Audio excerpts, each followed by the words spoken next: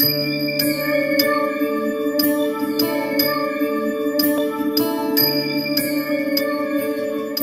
கொண்ட அம்மா நான் மிக நேர்களே வணக்கம். நான் உங்கள் அறிமுக ஜோதிடர் வெங்கடேஸ்வரன். இப்ப நம்ம எதை பத்தி பார்க்க போனா சனி ராகுவின் இணைவை பத்தி பார்க்க போறோம். அது என்ன சனி ராகுவின் இணைவு? மே மாசம் 18ஆம் தேதி ராகு பெயர்ச்சி ஆகிறார். ஆனா அதுக்கு முன்னாடி மார்ச் மாசம் 29ஆம் தேதி சனி பெயர்ச்சி ஆகிறார். இந்த இடைப்பட்ட காலம் 50 நாட்கள் சனியும் ராகுவும் இணைந்து மீன ராசியில் சஞ்சரிக்கிறார்கள். இந்த மீன ராசியில சனியும் ராகுவும் இணையும் போதுல எந்த மாதிரியான மாற்றங்கள் நடக்க போகுது? இந்த சனி ராகு எதை பத்தி சொல்லுவாங்கன்னா, மக்கள் ஆதரவையும் அவர் சொல்லுவாரு, பேரழிவுகளையும் சொல்லுவாரு. திடீர்னு உருவாகுவாங்க பாத்தீங்களா மக்களின் நாயகர்கள், அவங்களையும் சொல்லுவாங்க. இது இல்லாம ஒரு நாட்டின் வீழ்ச்சியை பற்றியும் ஒரு நாட்டின் வளர்ச்சியை பற்றியும் பொருளாதார ரீதியா எந்த மாதிரி மாற்றங்கள் நடக்கும், அதே மாதிரி பெரும் பணத்தில் ஒரு பாதிப்பு. பெரும் பணத்தில் பாதிப்புனா என்ன? ஒரு பெரிய கருப்பு பணம் சம்பந்தப்பட்ட ஆட்களோட பத்தியெல்லாம் வரும். அதே மாதிரி மிகப்பெரிய பிரபலங்களின் கீழே தள்ளப்படுறது, அதாவது அவங்களோட ஸ்டேட்டஸ்ல இருந்து கொஞ்சம் கீழே இறங்குறது. அதே மாதிரி மிகப்பெரிய அரசியல்வாதிகள், அவங்களுக்கு ஏதாவது ஒரு பாதிப்பு. ஏன்னா சனியும் ராகும் அரசு கிரகமான சூரியனுக்கு எதிரிகள். அரசு கிரகமான சூரியனின் எதிரிகளான சனியும் ராகும் இணைந்து ஒரு ராசியில் பயணிக்கும் போது நிச்சயம் அரசு சார்ந்த அமைப்புல ஒரு பெரிய மாற்றமே நடக்கும். அதாவது மக்களே கொந்தளிச்சு எழுந்து நடப்பாங்க, அந்த அளவுக்கு சூழ்நிலைகள் நடக்கும். இது இல்லாம அமெரிக்க நாடுகளும் சைனா நாடுகளும் இந்திய நாடுகளுக்கும் தான் பாதிப்பு அதிகம், நாடுகள் ரீதியா சொல்லணும்னா கூட. அப்படிங்கும் போதுல 12 ராசிகளுக்கும் எப்படி நடக்க போகுது, நம்ம நாடுங்கிறத அடுத்த விஷயம் அப்புறமா பார்ப்போம். 12 ராசிகளுக்கும் எப்படி நடக்குது அப்படிங்கிறத வாங்க வீடியோக்குள்ள போய் பார்ப்போம். மீனராசி அன்பர்களே, சனி ராகு இணைவானது உங்க ராசியிலே பயணிக்குது. அப்படிங்கும் போதுல என்ன மனக்குழப்பம், தேவையில்லாத கெட்ட சிந்தனைகள், இதோட யாராவது நமக்கு மாய மந்திரம் பண்ணிட்டாங்களோ மாந்திரிகம் பண்ணிட்டாங்களோ செய்வினை வச்சுட்டாங்களோ அப்படிங்கிற மாதிரி ஒரு கற்பனை பிம்பங்கள் உங்களுக்கு தோணும். ஸோ இந்த கற்பனை பிம்பங்கள்ல இருந்தெல்லாம் நீங்க வெளியில வரணும்னா காளியின் வழிபாடு அவசியம்.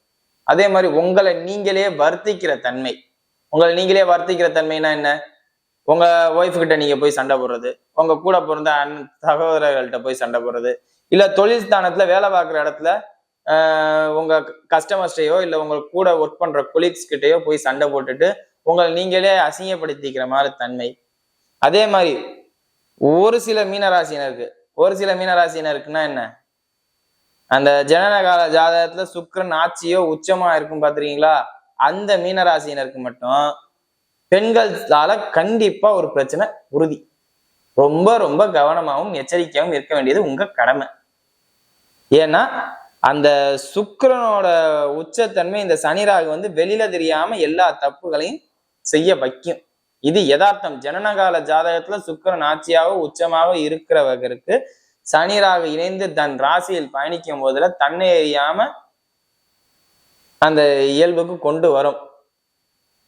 பெண்களால் பிரச்சனை அப்படிங்கிற மாதிரி, பெண்களால் பிரச்சனைங்கிறத கருவுற்று போற அளவுக்கு சூழ்நிலையை உருவாக்கணும். பெண்களை கருவுற்று கொண்டு போற அளவுக்கு சூழ்நிலையை உருவாக்கி அதை அபார்ட் பண்ணணும் அப்படிங்கிற மாதிரி ஒரு மைண்ட் செட்டு கூட உங்களை கொண்டு வந்துடும். ஸோ தேவையில்லாத எந்த விஷயத்திலையும் இறங்காதீங்க. முடிஞ்ச அளவுக்கு பிளஸ்ஸா இறங்குங்க, இயங்க பாருங்க. எந்த அளவுக்கு சாதகமா பாசிட்டிவா நெகட்டிவான வழி கெத்துன்னு நினைச்சிட்டு நெகட்டிவான வழியில போறதுக்கு, கெத்து இல்லை இது வேஸ்ட் அப்படின்னு சொல்றாங்களா, பரவாயில்ல, நம்ம வேஸ்டா வந்துட்டு போவோம், பாசிட்டிவான வழியில இருந்துட்டு போவோமே. ஏன்னா சனி ராகு இணைவா இருந்தது இந்த மாதிரி விஷயங்கள்ல ஒரு பிரச்சனையை கண்டிப்பா உருவாக்கும். அதுவும் ராசியில் பயணிக்கும் போது கண்டிப்பா உருவாக்கும்.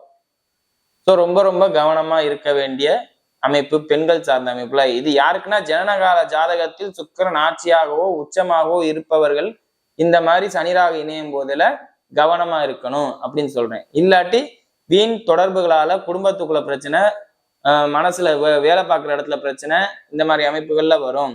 கவனமா பார்த்துக்கோங்க. அதே மாதிரி டாக்குமெண்ட் சார்ந்த அமைப்புல இருக்கிறவங்களா இருந்தா கவனமா டாக்குமெண்ட்ஸை கையாளுங்க. டேட்டா சார்ந்த அமைப்புல இருந்தா டேட்டாஸை கவனமா கையாளுங்க. பேங்க் ரிலேட்டடா இருக்கிறவங்களா இருந்தா பணத்தை எந்த அளவுக்கு பக்குவமா நம்ம எண்ணி வைக்கிறோமோ அதே மாதிரி ஃபைல் பண்ணுவோம்ல விஷயங்கள், இந்த இவ்வளவு பணம் வந்திருக்கு, இந்த இவ்வளவு கொடுத்துருக்காங்க, அந்த ஃபைல் பண்றோம்ல டாக்குமெண்ட் விஷயங்கள், அது சார்ந்த அமைப்புகள்லாம் ரொம்ப ரொம்ப ரொம்ப ரொம்ப கவனமா இருக்கணும். அப்படி கவனமா இருக்க தவறுனா யாருக்கு பாதிப்பாகும்? உங்களுக்கு தான் பாதிப்பாகும், உங்க வேலையே பறிபோகும். ஸோ டாக்குமெண்ட்டை கையாளுற விதம் தப்பானுச்சுன்னா வேலை போயிடும். டாக்குமெண்ட்ஸை யாரெல்லாம் கையாளுவாங்க? பேங்க்ல இருக்கிறவங்க, அரசு அதிகாரிகள் அனைவருமே டாக்குமெண்ட்டை தான் கையாளுவீங்க. இப்போ ஸ்கூல்ல இருந்தா அட்டனன்ஸ் மெயின்டெனன்ஸ் பண்றவங்க, ஸோ அட்டனன்ஸ் வந்து உங்களுக்கும் இருக்கும். ஸ்டூடெண்ட்ஸுக்கு எப்படி அட்டனன்ஸ் இருக்கோ உங்களுக்கும் அட்டனன்ஸ் இருக்கும். ஸோ நீங்க அட்டனன்ஸை ஒழுங்கா ரெஜிஸ்டர் பண்ணாம போவீங்க. அதே மாதிரி வேலைக்கு போறவங்களா இருந்தா ஐடி கார்டு ஸ்வைப் பண்ணி தான் எல்லாரும் வந்திருக்கேங்கிறத அட்டனன்ஸ் என்ட்ரி போடுவீங்க. ஸோ இந்த பதிவுங்கிற ஒரு விஷயத்தால உங்களுக்கு பாதிப்பு நிகழும். அதுதான் டாக்குமெண்ட் ப்ராப்ளம்ங்கிறேன். உங்களை நீங்க நான் வந்துட்டேன் அப்படிங்கிறத ரெஜிஸ்டர் பண்ண தவறுனால் உங்க வேலைக்கு பாதிப்பு நிகழும்.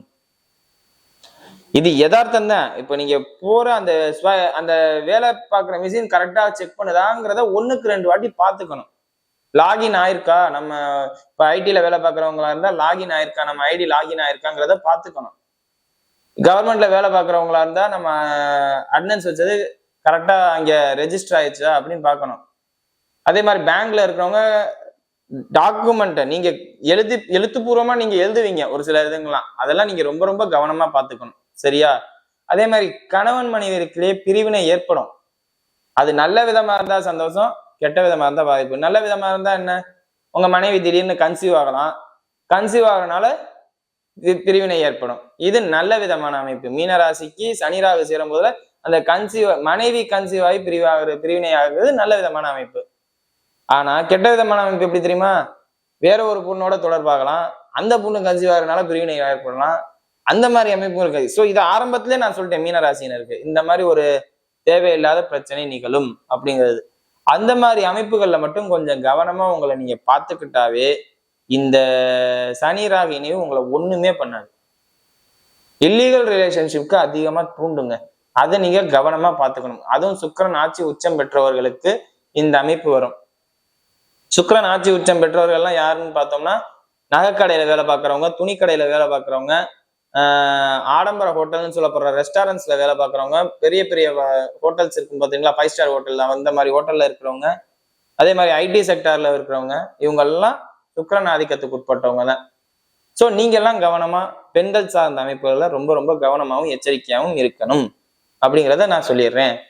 அதோட பெரும்பணம் புழங்கக்கூடியவங்க இடத்துல பெரும்பணம் யார்கிட்ட புழங்க? ஆடிட்டர்ஸ்ட இருக்கும், அதை விட்டா பேங்க்ல இருக்கும், இதை இல்லைன்னா பெரிய பெரிய தொழிலதிபர்கள்ட்ட இருக்கும். நீங்க அந்த பணத்தை கையாளுற விதம் கவனமா இருக்கணும். இல்லாட்டி பணம் பறிமுதல் செய்யப்படும். பணம் பறிமுதல் செய்யப்படும். உங்களுக்கே தெரியும், நீங்களே உங்க கையில இருந்து எடுத்து கொடுத்தாதான் இந்த பிரச்சனை தீர்வாகும் அப்படின்ட்டு. ஸோ பெரும் பணத்தை இழக்கிற தன்மை நிகழும். ஒப்பனா பெரிய பெரும்பணம்னா ஒரு ஆர்டினரி பீப்புளுக்கு 2 லட்சம் 3 லட்சங்கிறதே பெரிய பணம் தான், ரொம்ப பெரிய பணம் எங்களுக்குலாம். அவங்களுக்கு அது சாதாரண பணமா இருக்கும். 2 லட்சம் 3 லட்சம் கொடுத்தா சரியாயிடும் இந்த பிரச்சனை அப்படிங்கிற மாதிரி நீங்க நினைப்பீங்க.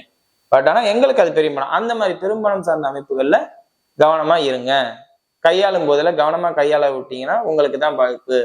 மற்றபடி கடன் சார்ந்த அமைப்புகள்ல பிரச்சனை பெரிய அளவுல இருக்காது, கொஞ்சம் குறையும், அதுல ஒரு பாதிப்பு இல்லை. தொழில் சார்ந்த அமைப்புகள்ல ஓடிக்கிட்டே இருக்கணும், ஓட தவறுனா போயிடும். ஓடிக்கிட்டே இருக்கணும், கண்ணியமா இருக்கணும், கரெக்டா இருக்கணும், எந்த அளவுக்கு பெர்ஃபெக்டா எடுத்து வைக்கணுமோ அந்த அளவுக்கு எடுத்து வைக்கணும். அதே மாதிரி வேலை பார்க்குறவங்களும் வேலையில இருக்கிறவங்களும் மீனராசினர் கரெக்டா பெர்ஃபெக்டா எடுத்து வச்சுக்கிட்டு இருந்தா மட்டும்தான் உங்களை வேலையில இருக்க விடுவாங்க. இல்லாட்டி வெளியில கிளம்பு அப்படின்னு சொல்லிடுவாங்க. அதே மாதிரி இன்னும் ஒரு சிலர், இவங்களை தான் நான் முக்கியமா சொல்லணும், இந்த கம்பெனியை நான் தான் தாங்கி பிடிக்கிறேன், தூண் மாதிரி இருக்கேன் அப்படின்னு சொல்லுவீங்க பாத்தீங்களா, அவங்கெல்லாம் ரொம்ப ரொம்ப கவனமா இருங்க. உங்களோட உழைப்ப சுரண்டி எடுத்துக்கிட்டவங்க எல்லாம் உங்களை வேண்டாம் தூக்கி போடுற அமைப்பு கூட வரும் சமயத்துல. கம்பெனிக்காண்டியே நீங்க உழைச்சிருப்பீங்க மீனராசினர் ஒரு சிலர், உங்களை யோசிக்காம நீ வேலையை விட்டு போ, உடனே நான் தூக்குறேன் அப்படின்னு சொல்லுவாங்க, யோசிக்காம தூக்குவாங்க. ஸோ இந்த மாதிரி அமைப்புல இருக்கிறவங்க எல்லாம் ரொம்ப ரொம்ப கவனமா இருக்கணும். ஜனனகால ஜாதகத்தில் 12ஆம் இடத்து தசாபுத்தியோ 12ல இருந்து தசாபுத்தியோ நடக்கும் போதுல இதெல்லாம் நடக்கும். ஸோ நீங்க கவனமா இருக்கணும். கம்பெனிக்காண்டி உழைச்சவங்களாக இருக்கும் பட்சத்தில் இந்த சனிராகு இணைவானது அந்த ஒரு உழைப்புக்கான பலனை கொடுக்காமையும் போகும், வேலையை தூக்கிற மாதிரி. அந்த மாதிரி அமைப்புல மட்டும் கவனமா இருங்க. சரியா? இப்போ வாங்க நட்சத்திர ரீதியான பலன்களை பார்ப்போம். புரட்டாதி நட்சத்திரக்காரர்கள், புரட்டாதி நட்சத்திரக்காரர்கள் பார்த்தோம்னா இந்த தொழில் சார்ந்த அமைப்பு நான் சொன்னேன்ல, பெரும்பணம் சார்ந்த அமைப்பு, அதெல்லாம் நீங்க நான் சிஏ, ஆடிட்டர், அக்கௌண்ட்ஸ், ஜஸ்டிஸா இருக்கிறவங்க முதற்கொண்டு பெரும்பானம் சார்ந்த அமைப்புல, நிறைய கரப்ஷன் சார்ந்த அமைப்புல மாட்டுவீங்க. அதே மாதிரி கவர்மெண்ட் அதிகாரிகளா இருந்தா கரப்ஷன் சார்ந்த விஷயத்துல ரொம்ப கவனமா இருங்க. யார்கிட்டையும் லஞ்சம் வாங்காதீங்க, வாங்கினா மாட்டிக்குவீங்க. அதே மாதிரி உங்க மரியாதைக்கு ஒரு இழுக்கு நடக்கிற மாதிரி ஒரு அமைப்பு, ஆடிட்டிங்ல இருக்கிறவங்க உங்க மரியாதைக்கு இழுக்கு நடக்கிற மாதிரி அமைப்பு, அதே மாதிரி நகைக்கடை வச்சிருக்கவங்களுக்கு உங்க மரியாதைக்கு இழுக்கு ஒரு அசிங்கம் நடக்கிற மாதிரி ஒரு அமைப்பு நடக்கும்.